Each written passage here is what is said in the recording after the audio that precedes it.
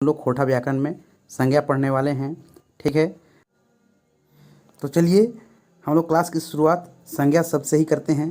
ध्यान दीजिएगा, हिंदी का जो आपका संज्ञा है उसे खोरठा में संज्ञा या संज्ञा ना संज्ञा या संज्ञा, कहीं कहीं आपको बुक में ये मिलेगा, कहीं कहीं ये मिलेगा, तो कन्फ्यूजन बिल्कुल नहीं होना है। ठीक है, दोनों आपका क्या है, सही है जी। ठीक है, तो हिंदी में क्या है, संज्ञा को खोरठा में संज्ञा या संज्ञा बोलते हैं। अब इसके परिभाषा को हम लोग देखते हैं। ठीक है, तो देखिए डिफिनीशन कभी चेंज नहीं होता, अगर आप जो हिंदी में पढ़ रहे हैं वही खोरठा में है। ठीक है, तो डेफिनेशन ये सब बिल्कुल हम यहाँ हिंदी में लिए हैं। हाँ, जो एमसीक्यू जो होगा हमारा वो खोरठा में रहेगा, वहाँ से आपका प्रश्न बनेंगे। ठीक है, और यहाँ संज्ञा के जो भेद हैं, प्रकार हैं, वे सभी जो हैं आपके वे खोरठा में ही रहेगा। ठीक है, तो चलिए क्लास की शुरुआत संज्ञा के परिभाषा से करते हैं। चलिए देखिएगा, किसी व्यक्ति, वस्तु, स्थान आदि के नाम को क्या कहते हैं जी, संज्ञा कहते हैं। कोई भी नाम संज्ञा का उदाहरण होता है। किसी भी व्यक्ति का नाम, चाहे वस्तु का नाम, चाहे स्थान का नाम, ये सभी नाम जो हैं वे आपके संज्ञा होते हैं। अगर बात किया जाए व्यक्ति के नाम का तो सोहन, मोहन, रोहन, ये सभी जो हैं आपके संज्ञा के उदाहरण हो गए।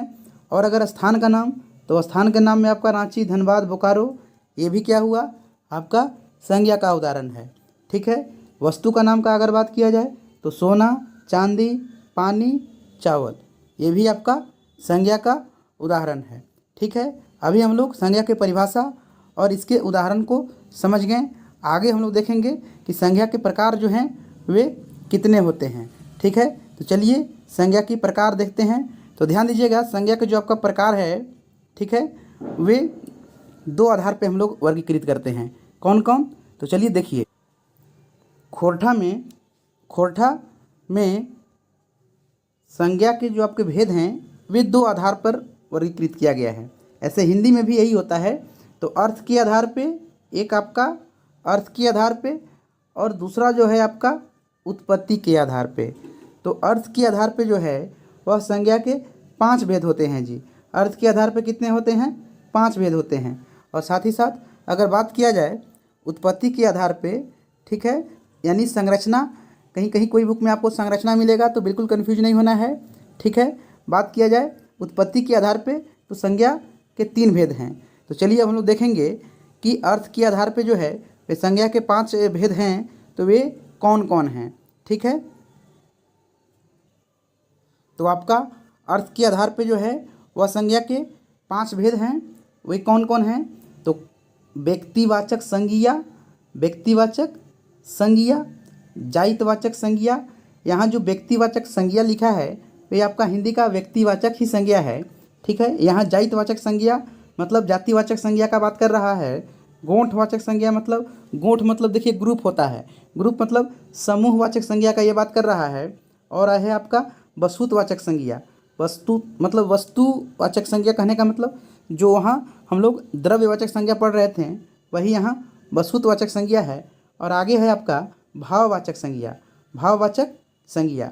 देखिए यहाँ हम लोग आगे सभी का डेफिनेशन के साथ, परिभाषा के साथ हम लोग देखेंगे कि व्यक्तिवाचक संज्ञा, जातिवाचक संज्ञा को कैसे पहचानें, किसको व्यक्तिवाचक संज्ञा कहते हैं, किसको जातिवाचक संज्ञा कहते हैं ना। ये सभी कन्फ्यूजन को हम लोग बहुत जल्द जो है वह दूर कर लेंगे। तो चलिए आगे हम लोग व्यक्तिवाचक संज्ञा को पढ़ते हैं। ध्यान दीजिएगा साथियों, व्यक्तिवाचक संज्ञा न, व्यक्तिवाचक संज्ञा, तो वैसे संज्ञा को हम लोग व्यक्तिवाचक संज्ञा बोलेंगे जिससे खास व्यक्ति या वस्तु के नाम का बोध हो। इसलिए इसका परिभाषा भी यहाँ लिखा है कि जिस संज्ञा से किसी खास व्यक्ति या वस्तु का बोध होता है उसे व्यक्तिवाचक संज्ञा कहते हैं। ठीक है, किसी खास, ये आपको ध्यान में रखना है, किसी खास, जैसे किसी व्यक्ति का खास नाम आपका मोहन हो गया, सोहन हो गया, किसी जगह का खास नाम आपका रांची हो गया ना, गंगा हो गया, नदी का नाम ये भी खास है, पर्टिकुलर है, दामोदर ये भी नदी का एक खास नाम। अगर नदी का बात किया जाए तो वो अलग संज्ञा का भेद है, लेकिन यहाँ नदी का पर्टिकुलर नाम अगर दे दिया तो वो आपका व्यक्तिवाचक संज्ञा हो जाएगा। चलिए अब आगे हम लोग समझते हैं कि कौन कौन चीज़ों के जो नाम होते हैं वे आपके व्यक्तिवाचक संज्ञा में आते हैं। तो ध्यान दीजिएगा, निम्न सभी के नाम जो हैं आपके वे व्यक्तिवाचक संज्ञा में आएंगे। ठीक है, जैसे समुद्र के नाम, तो दुनिया में जितने भी समुद्र हैं वे सभी के जो नाम होंगे वे आपके व्यक्तिवाचक संज्ञा होंगे। क्यों? क्योंकि वे आप उसका अपना खास नाम हुआ। ठीक है, आगे है पहाड़ों के नाम। पहाड़ों के जितने भी नाम हुए वे भी आपके व्यक्तिवाचक संज्ञा हो जाएंगे। ठीक है, तो अगर पहाड़ों का अगर आपको बात किया जाए तो पहाड़ों में देखिए, पहाड़ का नाम जैसे क्या क्या हुआ, तो खोरठा में आपका दनुआ, भनुआ, लुगु, जिनगा या पारसनाथ न, हिमालय, ये सभी आपके पहाड़ के नाम हैं। तो ये आपका व्यक्तिवाचक संज्ञा का उदाहरण हो जाएगा।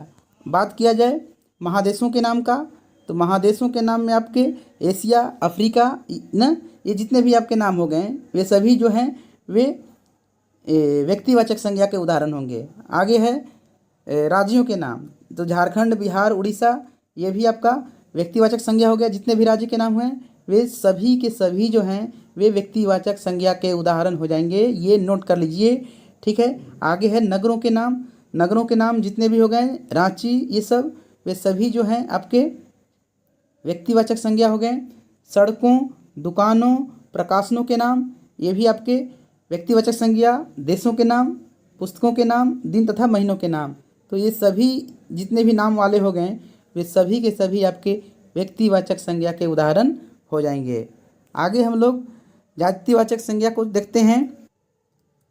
देखिएगा जातिवाचक संज्ञा को, तो जिस नाम से न, जिस नाम से, यानी नाम मतलब संज्ञा न, तो जिस नाम से किसी वस्तु या प्राणी की संपूर्ण जाति का बोध हो उसे जातिवाचक संज्ञा कहते हैं। आम भाषा में हम लोग ऐसे भी कह सकते हैं कि जिस नाम से पूरे समुदाय, पूरा कम्युनिटी का बोध हो उसे जातिवाचक संज्ञा कहते हैं। जैसे अगर पशु आपका ऐसा शब्द है जो हर जानवर के लिए यूज हो जाएगा ना, जैसे पशु में अगर पक्षी, पशु पक्षी जितने भी हैं वे सभी आपके जातिवाचक संज्ञा है। अगर लड़का शब्द अगर बात किया जाए, ठीक है, तो लड़का जो है आपका, लड़का, ध्यान दीजिएगा, ये भी आपका जातिवाचक संज्ञा ना। क्यों? क्योंकि एक लड़का से जो है पूरे लड़का जो आपका एक शब्द हुआ ना, इससे पूरे लड़के के जाति का बोध हो रहा है, इसीलिए लड़का जो है आपका जातिवाचक संज्ञा हो जाएगा। आगे है आपका फलों एवं सब्जियों, फूलों, ये सभी के नाम जो हैं आपके जातिवाचक संज्ञा हो जाएंगे। पहनने ओढ़ने का जो भी सामान हो गया वे सभी का सभी आपका जातिवाचक संज्ञा हो जाएगा। ठीक है, आगे है घरेलू सजावट के जितने भी सामग्री हो गए जी, वे सभी के सभी आपके जातिवाचक संज्ञा हो जाएंगे। जैसे अलमारी हो गया, कुर्सी हो गया, टेबल पंखा, ये सब हो गया, तो ये सभी के सभी जो हैं वे जातिवाचक संज्ञा में आएंगे। आगे बात किया जाए अगर सवारी का, तो सवारी में आपका जैसे रेल, मोटरसाइकिल न, रेल, आपका रेल जो है ये भी आपका क्या हो जाएगा, ये भी आपका जातिवाचक संज्ञा हो जाएगा। ठीक है, आगे देखिएगा समूहवाचक संज्ञा। ठीक है, तो जिस नाम से वस्तु अथवा व्यक्ति के समूह यानी ग्रुप का पता चले तो उसे हम लोग जो हैं समूहवाचक संज्ञा कहते हैं। जैसे वस्तुओं का समूह आपका गुच्छा हो गया ना। अगर व्यक्ति के समूह का बात किया जाए जी, तो सभा, व्यक्ति क्या सभा बनाएंगे, ये सभा जो है व्यक्तियों का समूह होता है। दल भी जो है आपका व्यक्तियों का समूह होता है। गिरोह या मेला, ये भी आपका क्या है जी, तो व्यक्तियों का समूह है। तो जिस नाम से जो है समूह का पता चले तो वैसा नाम जो आएगा आपका, वैसा नाम यानी वैसा संज्ञा जो हो जाएगा आपका, वह समूहवाचक संज्ञा हो जाएगा। ठीक है, आगे देखिएगा, आगे जो है जो टाइप पढ़ने वाले हैं हम लोग, वह है आपका द्रव्यवाचक संज्ञा। द्रव्यवाचक संज्ञा, ध्यान दीजिएगा, जिस संज्ञा से सामग्री या पदार्थ का बोध होता है उसे द्रव्यवाचक संज्ञा कहते हैं ना। जैसे सोना, चांदी, तेल, पानी, लोहा, तांबा, ये सब द्रव्यवाचक संज्ञा के उदाहरण हो जाएगा। ना तो आप ऐसे ही बोल सकते हैं कि जिसे नापा या जोखा जाए, जिसे हम लोग नाप तोल कर जोख कर जो है वह खरीदते हैं, वे सभी चीज़ जो हैं आपके द्रव्यवाचक संज्ञा में आ जाएंगे। ठीक है, आगे देखिएगा, अगला है हमारा भाववाचक संज्ञा। तो जिस संज्ञा से गुण या जिस संज्ञा से गुण या भाव व्यक्त करने का पता चले उसी को हम लोग क्या कहते हैं, भाववाचक संज्ञा कहते हैं। जैसे अच्छाई जो है ये किसी का गुण है ना, चौड़ाई ये भी आपका प्रॉपर्टी गुण ही है, वीरता, बुढ़ापा ये सभी जो हैं आपके भाव गुण को ही बता रहा है, इसीलिए ये सभी के सभी जो हैं वह भाववाचक संज्ञा कहते हैं। देखिएगा एग्ज़ाम में जो है प्रश्न जो है ना, क्वेश्चन बैंक में आपका बहुत ज़्यादा प्रश्न जो होगा वह भाववाचक संज्ञा से होगा ना। संज्ञा में भाववाचक संज्ञा से क्वेश्चन पूछता ही पूछा है, तो इस पे आपको ज़्यादा फोकस करना है। क्यों? क्योंकि भाववाचक संज्ञा से लगभग जो है क्वेश्चन पूछ ही लिए जाते हैं एग्जाम में। आगे जो है हम लोग वह पढ़ने वाले हैं संज्ञा का प्रकार जो है आपका वह उत्पत्ति के आधार पर। तो ध्यान दीजिएगा साथियों, अगर बात किया जाए उत्पत्ति के आधार पर संज्ञा के प्रकार का, अगर बात किया जाए उत्पत्ति के आधार पर संज्ञा के प्रकार का, तो पहला जो है आपका आता है रूढ़ संज्ञा। पहला जो है आपका आता है रूढ़ संज्ञा। तो वैसा संज्ञा शब्द जिनको तोड़ने पर, अगर आप उनको तोड़ रहे हैं तो उनका अर्थ क्या हो जाएगा जी, निरर्थक हो जाएगा ना, उसका मीनिंग क्या हो जाएगा, वो मीनिंगलेस हो जाएगा। वैसे संज्ञा को क्या कहेंगे हम लोग, रूढ़ संज्ञा कहते हैं। जैसे अगर यहाँ गोड़ा को देखें, ठीक है, यहाँ अगर आप गोड़ा को देख रहे हैं, गोड़ा को अगर आप अलग कीजिएगा, अलग अलग सेपरेट कर रहे हैं, तो ये गो और अड़ा में ब्रेक होगा।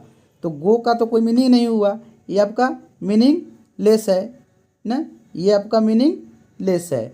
इसीलिए ऐसे जितने भी शब्द होंगे वे सभी जो हैं वो रूढ़ संज्ञा में आएंगे।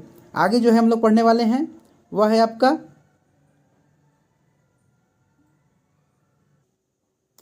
यौगिक संज्ञा। यौगिक संज्ञा, ठीक है, यह उत्पत्ति के आधार पर जो है आपका दूसरा प्रकार है संज्ञा का। तो इस तरह के संज्ञा शब्दों का निर्माण जो है आपका वो दो या दो से अधिक शब्दों के मेल से होता है। जैसे गरु गाड़ी, पैन कौआ, उड़ा जहाज, गोबर गढ़ा, धान खेत, बूट बारी, राइत काना इत्यादि। ये आपके जितने भी शब्द हैं वे दो अलग अलग शब्दों से बने हैं। अगर बात किया जाए धान के खेत का ना, तो धान भी है खेत भी है, ठीक है। तो ऐसे संज्ञा शब्दों को क्या कहेंगे जी, यौगिक संज्ञा शब्द कहेंगे, जो दो से बनते हैं, दो शब्दों के मेल से बनते हैं, ठीक है। आगे जो है हमारा वह है योग रूढ़। ये जो है उत्पत्ति के आधार पर आपका तीसरा प्रकार हुआ संज्ञा का, ठीक है। देखिएगा इसको, योग रूढ़ को ध्यान दीजिएगा। वैसे शब्द जो दो या दो से अधिक शब्दों के संयोग से बनते हैं। वैसे शब्द जो दो या दो से अधिक शब्दों के संयोग से बनते हैं, लेकिन यहाँ ध्यान देना है आपको, किसी एक खास अर्थ का ही बोध कराते हैं। भले ही दो शब्द मिल गए हैं लेकिन उसका कंप्लीट जो अर्थ होगा वो एक ही होगा। जैसे हैंडसार कहने का अर्थ होता है खोटा में रसोई घर, ठीक है। कठौआ मतलब नमकदाने, गुड़ पिठा जो हुआ आपका वह अरिसा जो है गुड़ का आटा का बनता है ना, गांव देहात में लोग जिसको काफ़ी पसंद करते हैं। आगे है कठकोटकी। ये सभी जो हैं आपके जितने भी वर्ड्स हैं वे योग रूढ़ शब्द कहलाते हैं, ठीक है। तो यही जो है आपका संज्ञा चैप्टर से जितना भी कंसेप्ट था वे आपको हम इस वीडियो के माध्यम से जो है देने का कोशिश किए हैं। तो आज की क्लास जो है वह समाप्ति की ओर है ना। आगे अगर आपको वीडियो अगर पसंद आए तो लाइक, शेयर और सब्सक्राइब कीजिएगा। अगला जो है वीडियो वह खोटा के लगभग 20 से 25 MCQ जो हैं उसका रहेगा। तो चलिए मिलते हैं अगले वीडियो में, तब तक के लिए टेक केयर, बाय बाय।